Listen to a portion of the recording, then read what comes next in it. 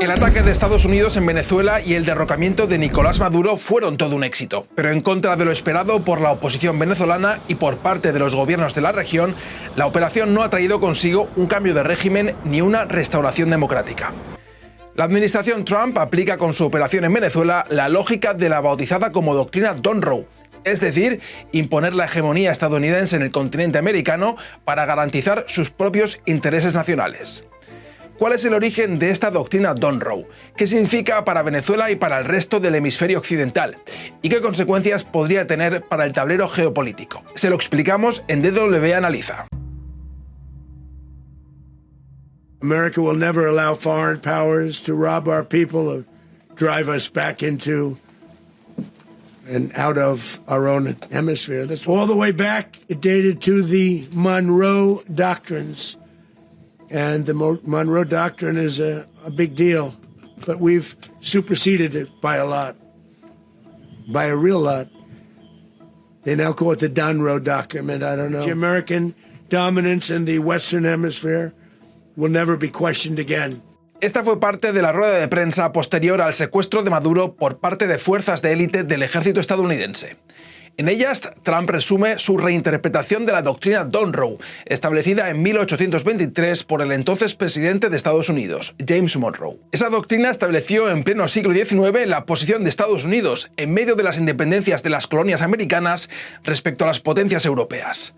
Monroe advertía a los poderes europeos que cualquier intento de reconquistar esas colonias sería interpretado por Washington como un ataque a su propia soberanía. Esto fue meramente simbólico, porque Estados Unidos todavía no era el imperio que luego llegó a ser, estaba en un momento de expansión territorial y las potencias a su vez siguieron actuando, las potencias europeas. Sin embargo, sí es considerado el inicio de lo que fue la voluntad y luego la práctica hegemónica de los Estados Unidos en América Latina. Theodore Roosevelt, presidente de Estados Unidos en la primera década del siglo XX, reinterpretó esa doctrina Monroe en lo que se conoce como Corolario Roosevelt. Fue una relectura que buscó no solo excluir a otras potencias del continente, sino también habilitar al gobierno estadounidense a intervenir en asuntos internos de otros estados americanos. La nueva estrategia de seguridad nacional de Estados Unidos, presentada el pasado noviembre, incluye literalmente el corolario Trump. Es una nueva reinterpretación de la estrategia hegemónica en el hemisferio occidental aplicada por Estados Unidos durante los últimos 200 años. Eso se refiere al hemisferio occidental y lo interesante es que se suele definir como de Alaska a Tierra del Fuego, pero si uno mira bien el mapa, incluye a Groenlandia. Así que lo que estamos viendo ahora es que el corolario Trump, que viene después del corolario Roosevelt, de la doctrina Monroe, o sea, la doctrina Monroe, es el derecho de los Estados Unidos a intervenir directamente en cualquier lugar del hemisferio occidental. No solamente evitar la influencia extranjera y no solamente en América Latina. Aquí hay muchas similitudes realmente entre lo que está diciendo la nueva administración y lo que pasó en tiempos anteriores con el Doctrine Monroe, sino que hoy en día realmente las capacidades de la fuerza militar de Estados Unidos están mucho mayores y su alcance es mucho mayor. Entonces, con la flota que tiene parqueado ahí en el Caribe, realmente tiene un alcance por casi todo el continente. Tiene las capacidades de realmente penetrar, obviamente, cualquier país en la región.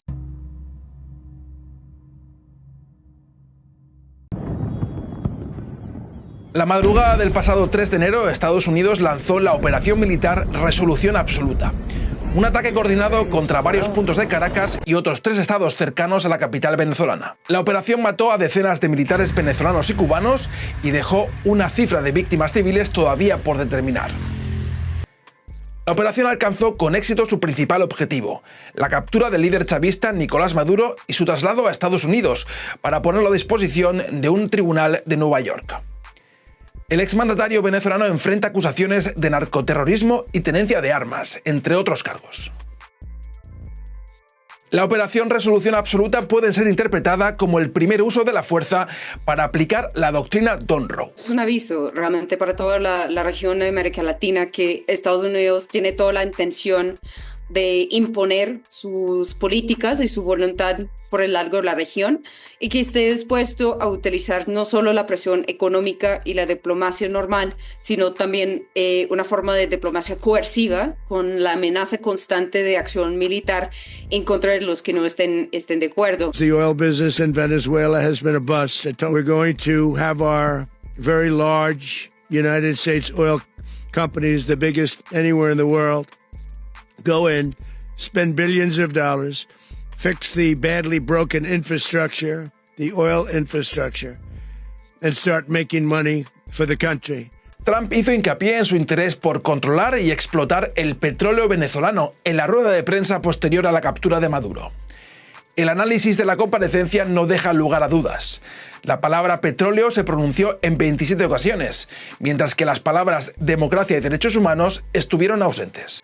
Un vistazo a las reservas de petróleo mundiales contextualizan la narrativa de la administración Trump. Según datos de la Organización de Países Exportadores de Petróleo, la OPEP, Venezuela cuenta con las mayores reservas petroleras del planeta, con más de 300.000 millones de barriles.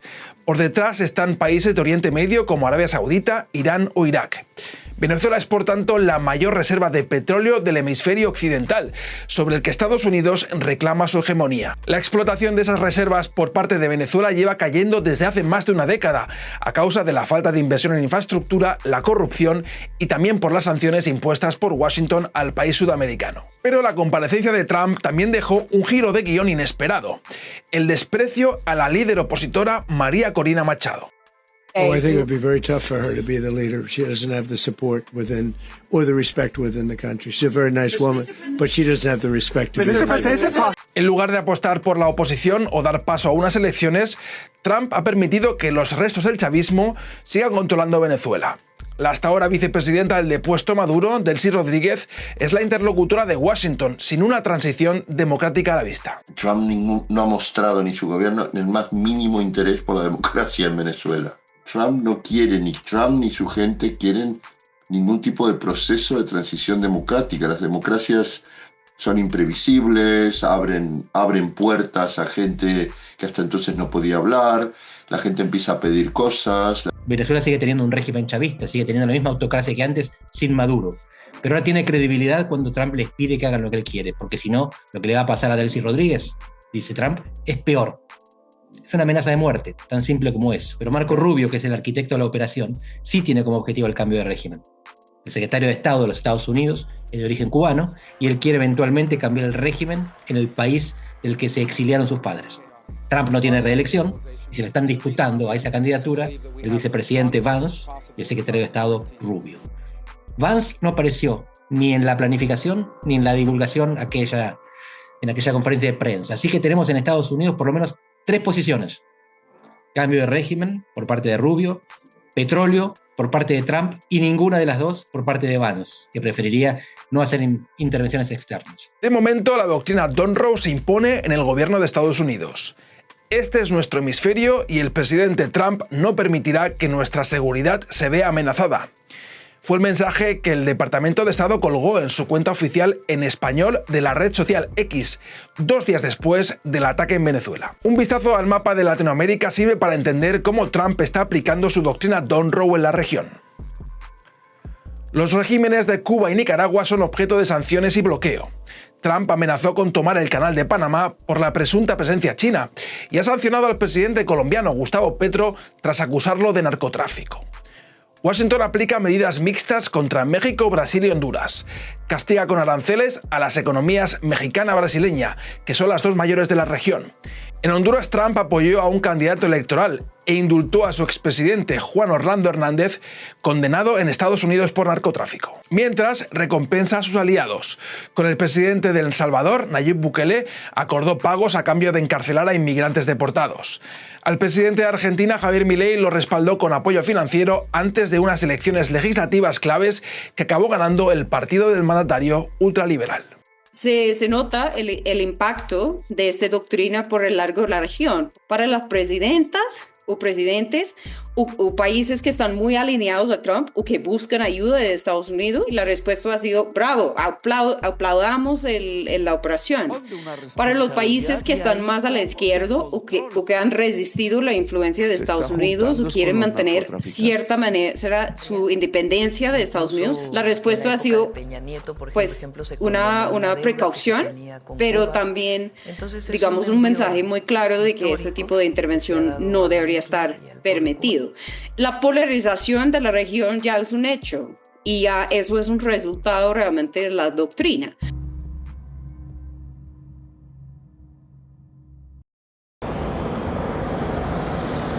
El derrocamiento de Maduro no solo es un mensaje para el continente americano y para el hemisferio occidental, sino también para Rusia y China, las otras dos grandes potencias militares en un tablero de imperios combatientes. La palabra clave es poder. Trump, el mundo que ve Trump, el mundo que propone Trump, el mundo que gestiona él en política doméstica y en política exterior es un mundo sin reglas, sin derecho internacional humanitario, sin el derecho internacional de los derechos humanos y sin reglas constitucionales dentro de los Estados Unidos.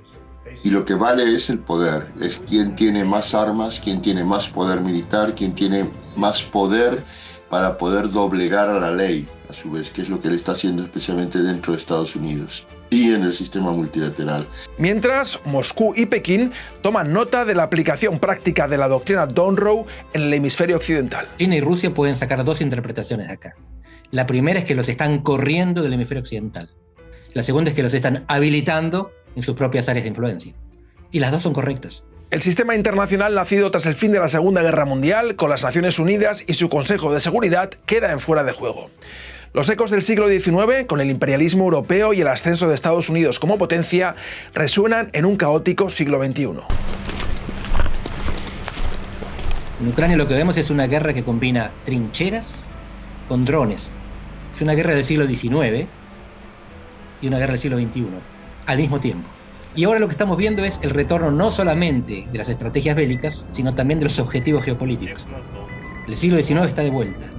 En el siglo XXI nuestra geopolítica tiene toda la tecnología novedosa y toda la base de 2 siglos atrás.